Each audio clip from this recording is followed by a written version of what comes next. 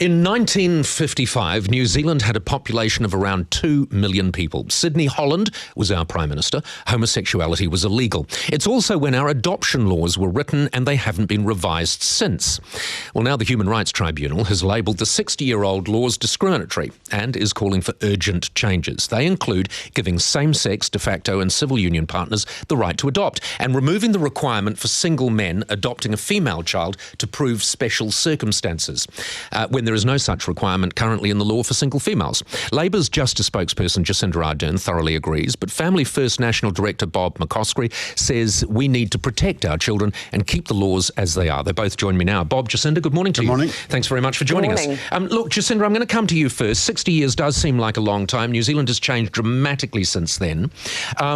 What do you think are the most pressing issues that need to be addressed? Yeah, well, it's actually the way the entire law is structured. So when it was first drafted, it was based on this idea of, single women who are having children, giving their babies away to strangers. Mm-hmm. So the way the law is drafted, it doesn't put, firstly, children at the centre of the law. It also means that when a child is adopted out, all of their biological relationships are severed. And that's actually just not how adoption works in New Zealand these days. So, for instance, whāngai adoption, which is common practice in New Zealand, is not supported by this law. It's not recognised. Never has been. It's not recognised. So actually, it's the structure of the law that needs to be changed. So yes, the Human Rights Commission has pointed out all of these bits of discrimination, but it's much broader than that. You haven't referred to the most obvious one, I suppose, which is going to be one of the most contentious issues, which is the fact that the Human Rights Commission have essentially said that you cannot discriminate against either homosexual couples or even heterosexual couples on the basis they're not married. And the reason, Paul, that I haven't raised that is because gay couples are able to adopt now. The only couples who are excluded by the law currently now are couples in civil unions, straight couples and gay couples. Now, look, that's absolutely an anomaly that needs to be fixed. But Bob's concern is misplaced because we already have gay couples raising children in New Zealand and doing a fantastic job. Well, you are preempting Bob's concerns because he hasn't told us yet what they are, Jacinda. I'm guessing. Bob, what are your concerns here? Well, let's go back to what the original purpose of adoption was, and that is that you have a child who has lost their natural birth parents, and so you're basically giving them a replacement family. Our argument is that they have a fundamental right to a mum and a dad. Who wants to tell a 7-year-old girl that we don't think she needs a mummy? So the Adoption Act did discriminate. I agree it does discriminate, but it needed to. For example, it said that a man couldn't adopt a little girl. You don't need to be a rocket scientist to see why that is probably a good guideline. It also said that you had to be at least 25. Once again, looking for maturity because taking on adoptee kids is hard work. So the discrimination was actually a good thing and it was a safeguard, and the Human Rights Commission wants to do away with that, and that's a dangerous ground. Jacinda's made a very interesting point, though, in that at the moment, couples, whether they're homosexual or heterosexual, in a civil union relationship, cannot adopt. No, nor can de facto either. But isn't that ludicrous? No, because I think the original intention of the Act was that they were looking for safeguards in terms of stability and commitment, and so they said that the Act is 60 years old. Well, that's okay. The needs of children haven't changed. They still want a mum and a dad, and they want commitment. Society has changed. Yes, and what we want for kids is a loving home, but where gender complementarity is very important, and most kids want that mum and the dad. So that's what adoption is about. So fundamentally, Jacinda, then, Bob's main concern is that children should be given the right to have a mother and a father.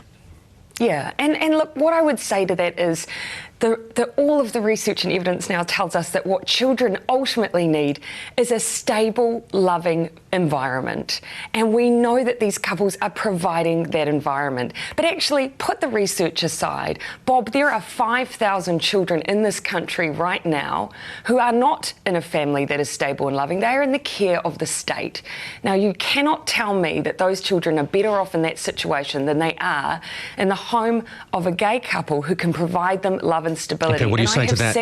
No, nobody is saying that. I mean, we share that concern. Well, you are. The problem is that SIF have a anti-adoption policy. Okay, so and that is part of the problem. There is truth in that. But where do you put those children? I just want to ask a question of both of you. I want to put them with a mum and a dad. Bob claims that there is no shortage of suitable married couples wanting to adopt. No, there isn't. Is that true? Jacinda? I think the problem at the moment is that people wouldn't use the adoption laws because they're not fit for purpose.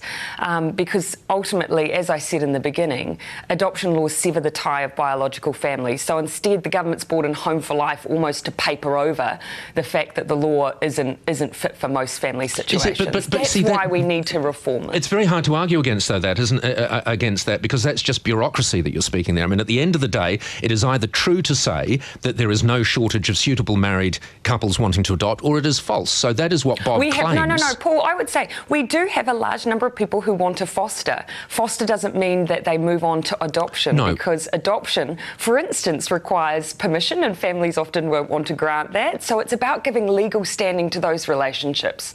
And at the moment, our adoption laws just aren't doing that. Okay, and I don't want to get bogged down with this issue, but you see, the point that you made, Jacinda, which is absolutely right, there are children in diabolical situations, thousands upon thousands of them, who would dearly love to have any loving couple. You would agree with that. Absolutely, we all agree with that. But I don't think it's as a result of the adoption laws that they're not available for adoption, is it? Yeah, but my point is that if Bob is saying that those gay couples aren't fit to raise children... Nobody is saying that. We're saying what is the priority?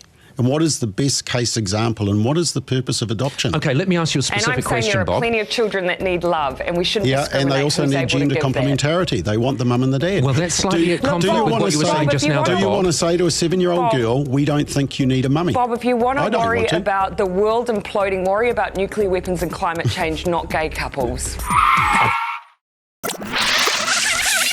Bob, if you want to worry about the world imploding, worry about nuclear weapons and climate change, not gay couples.